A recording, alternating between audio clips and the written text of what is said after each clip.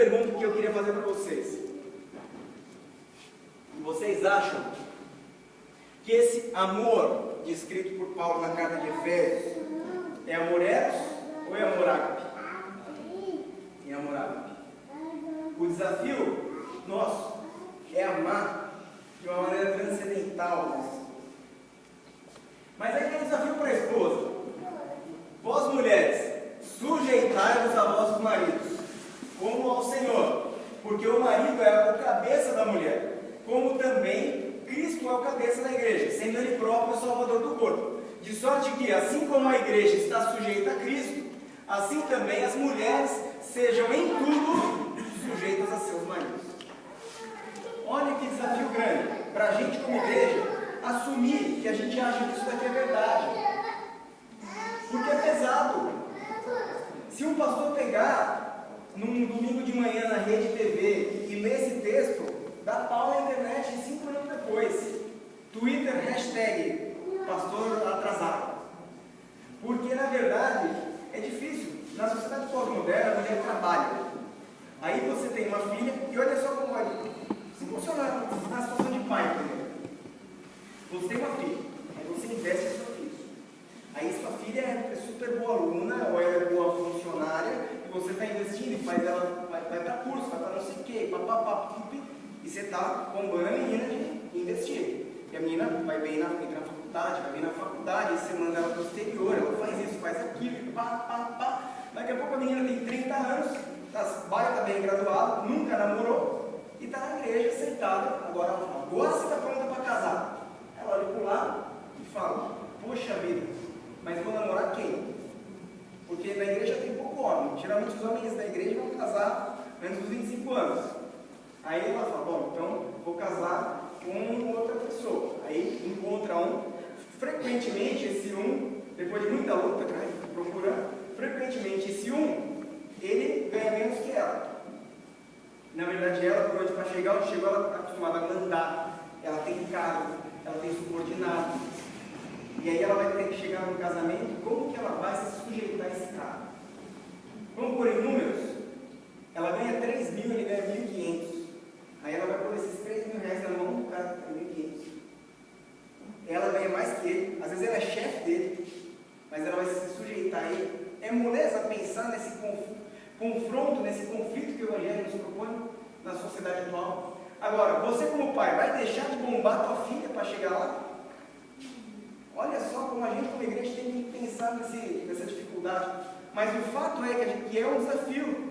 E é um desafio que a gente precisa vencer. E para o casamento dar certo, mulher tem que se sujeitar ao marido.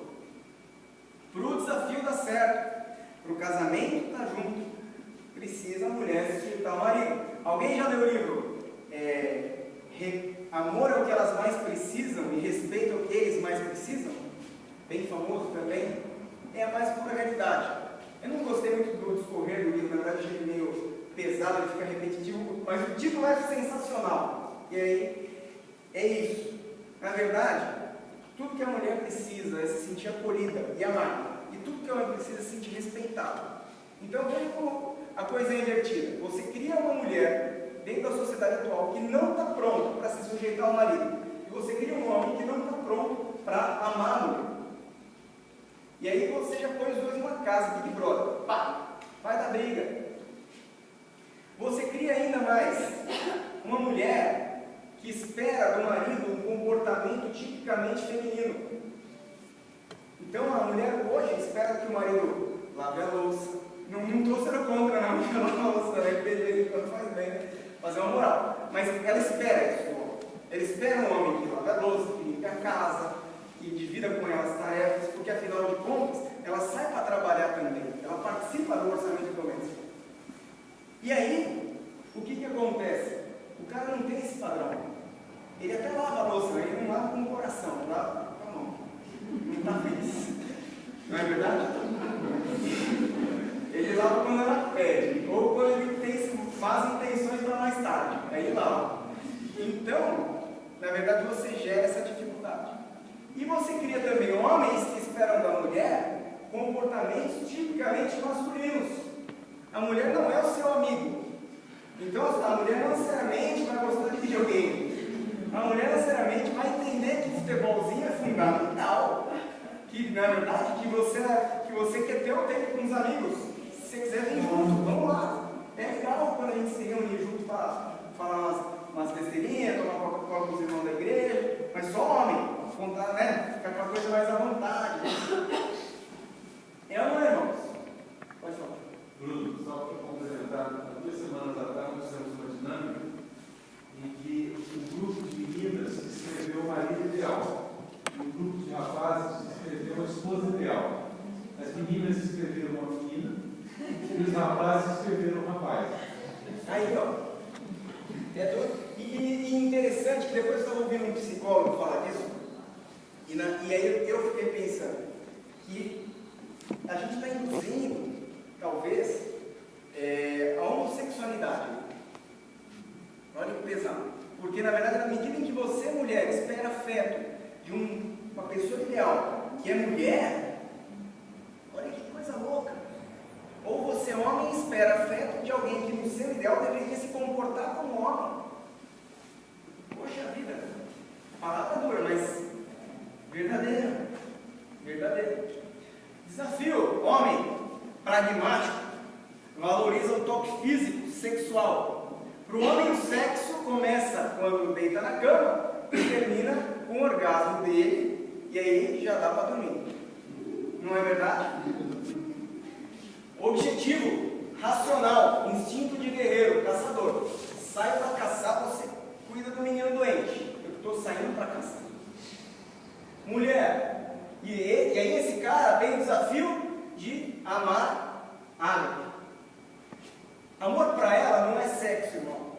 Amor para ela não é sexo. É mais que isso.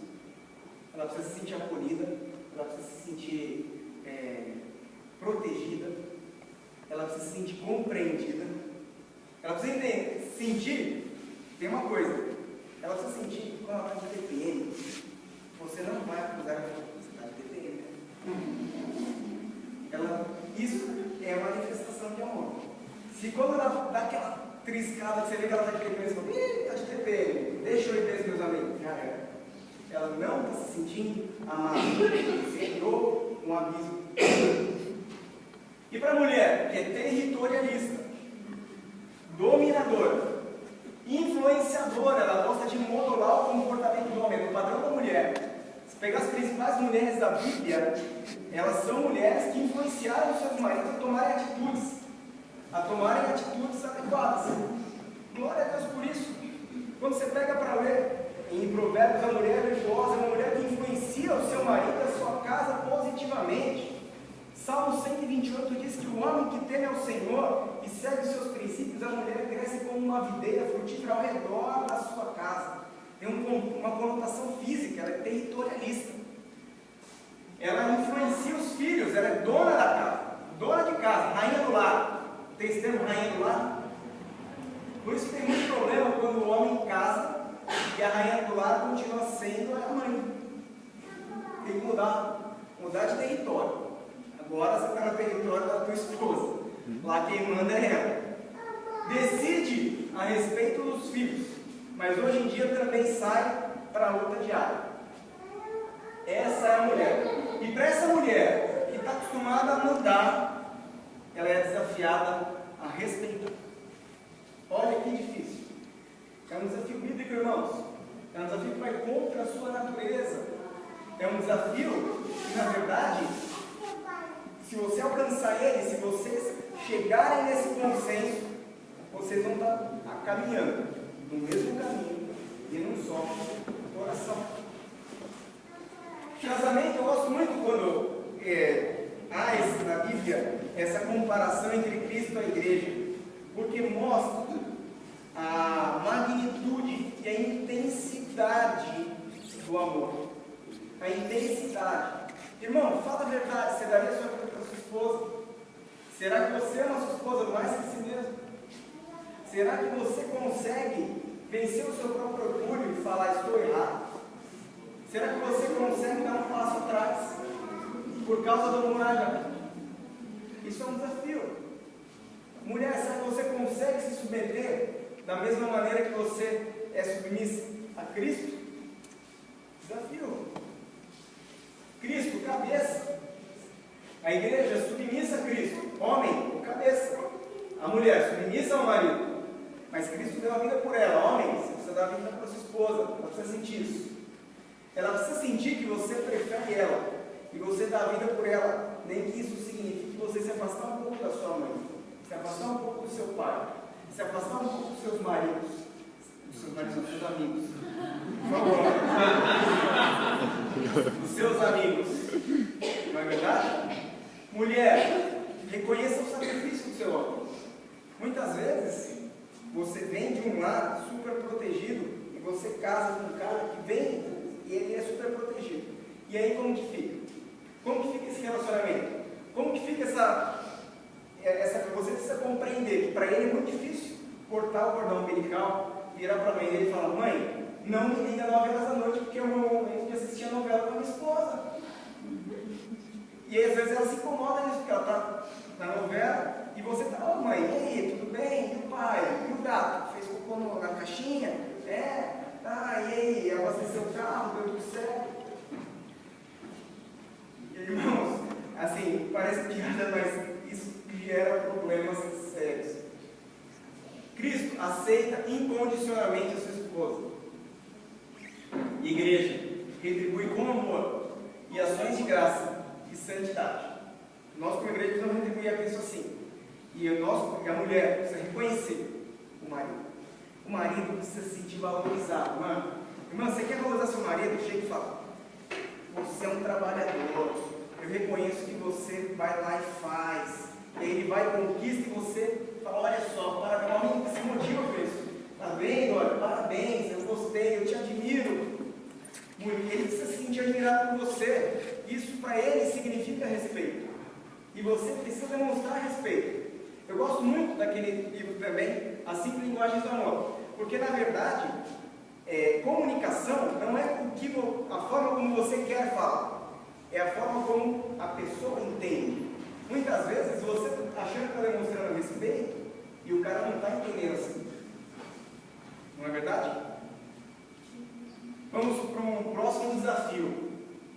Segundo desafio, está em Provérbios: bebe água da tua fonte, das torrentes do teu poço. Derramar-se-iam as tuas fontes por fora, e pelas ruas os ribeiros de água. Sejam para ti só, e não para os estranhos contigo. Seja bendito o teu manancial. Alegra-te com a mulher da tua mocidade, como serva amorosa e gazela graciosa.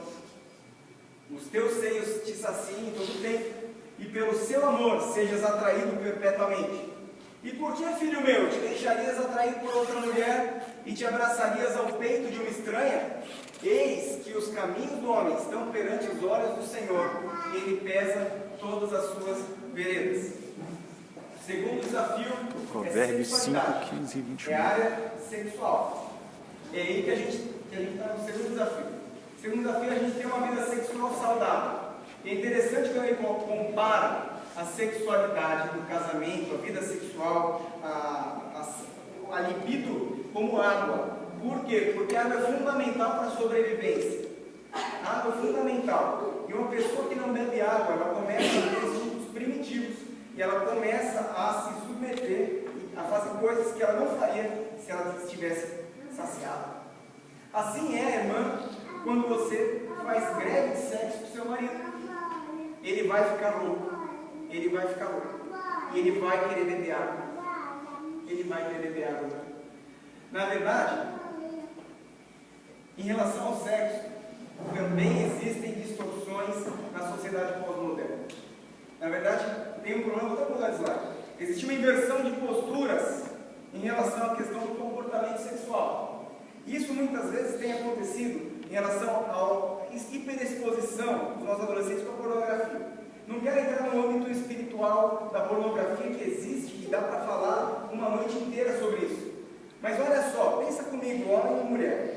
Na pornografia, naquele filme, naquela foto, naquele produto pornográfico, ou mesmo na prostituta, existe um comportamento de uma mulher que que não se torna